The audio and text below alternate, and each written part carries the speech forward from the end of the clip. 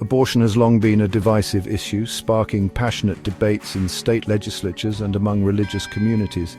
While many faith leaders uphold the sanctity of life, not all religious traditions agree on the morality of abortion. In fact, some clergy have pointed out that not every religious person believes abortion is inherently wrong. Jewish groups, for example, have filed lawsuits challenging state abortion bans, arguing that these laws impose a Christian understanding of when life begins, disregarding the diverse religious perspectives on the matter. This ongoing conflict highlights the complex intersection of faith, law, and personal choice in the debate over abortion. The topic of abortion is not directly addressed in the Bible, as the concept of abortion as we understand it today did not exist in the same form during biblical times.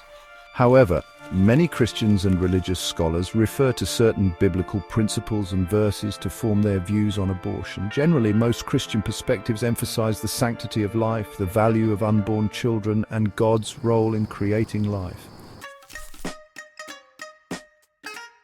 Below are some of the key biblical themes and verses that are often cited in discussions about abortion. The Bible consistently teaches that life is sacred and that God is the creator of all life. Human life is viewed as something made in the image of God. Genesis chapter 1, verses 26 to 27.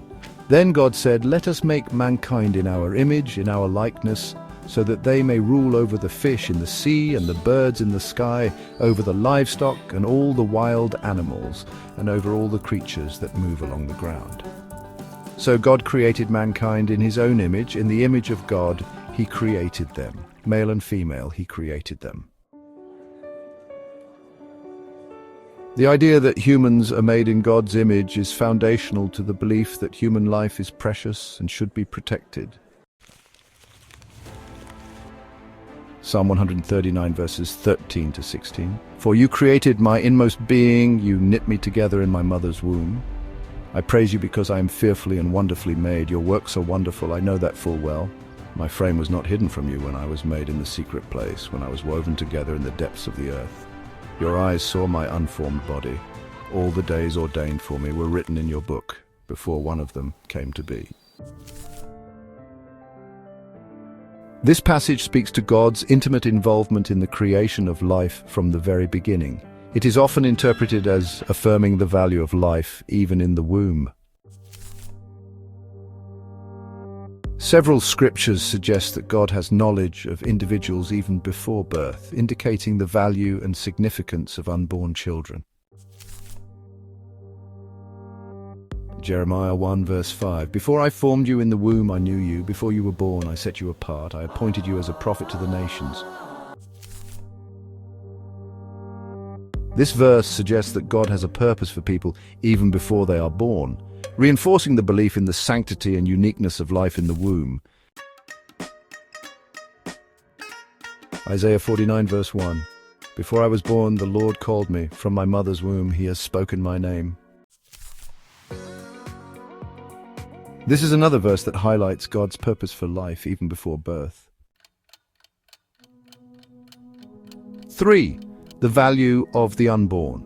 Some passages focus specifically on the value and protection of the unborn child, implying that life in the womb is worthy of care and protection. Exodus 21, verses 22 to 25. "If people are fighting and hit a pregnant woman and she gives birth prematurely but there is no serious injury, the offender must be fined whatever the woman's husband demands and the court allows. But if there is serious injury, you are to take life for life, eye for eye, tooth for tooth, hand for hand, foot for foot, burn for burn, wound for wound, bruise for bruise." This passage is often debated, but one interpretation is that it emphasizes the seriousness of harm done to an unborn child. Some see it as recognizing that the unborn child has value, as the punishment escalates if there is serious injury or death to the child. The Bible teaches that life belongs to God, and He is the ultimate authority over life and death. This can be used to support the idea that human beings do not have the right to take life at will.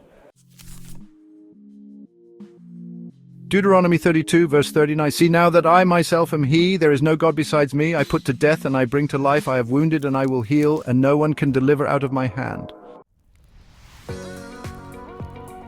This reinforces the belief that God alone has authority over life and death.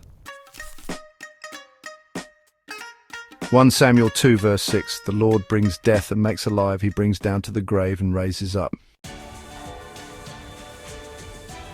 God is portrayed as the giver and taker of life, implying that life is in His hands and should not be taken lightly. Christianity emphasizes compassion, justice, and the care of vulnerable individuals. Many pro-life Christians believe that protecting the unborn is an extension of these values, advocating for life while also emphasizing care and support for women in challenging situations. Psalm 82, verse 3, "Defend the weak and the fatherless, uphold the cause of the poor and the oppressed." This verse calls for defending the vulnerable, and many believe that the unborn, being defenseless, should be given special protection. Throughout the Gospels, Jesus shows special concern for those who are marginalized, vulnerable, and powerless.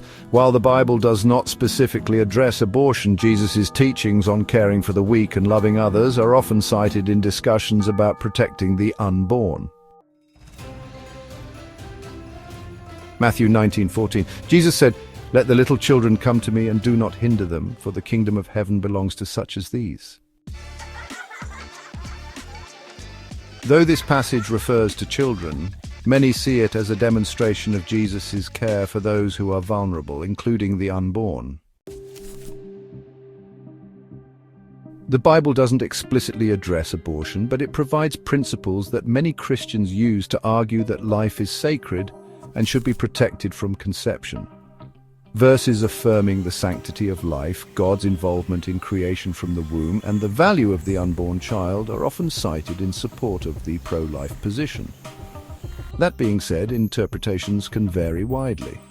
Some may focus on the importance of compassion and the circumstances surrounding an unwanted pregnancy, emphasizing the need for empathy and support for the mother.